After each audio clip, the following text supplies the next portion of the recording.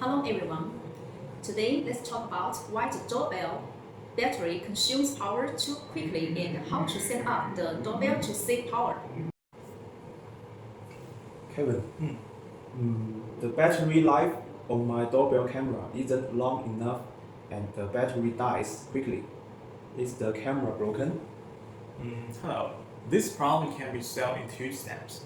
First, confirm your installation environment and location if you live in a residential area with frequent coming and goings. And many people need to pass by your door. When there are frequent moving objects in the monitoring environment, the device will be continuously triggered, resulting in excessive power consumption. In this case, it is recommended that you go to the device set, small detection, activity zone of the app, modify the custom detection area, and remove the area you don't need to pay attention to reduce the frequency of continuous triggering. Second, please go to the device set power management page of the app to check whether you have set the power saving mode or the super power saving mode.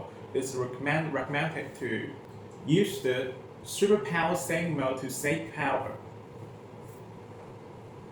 Okay, I understand. I will try to set the mode to ultra power saving mode to see the effect. Thank you.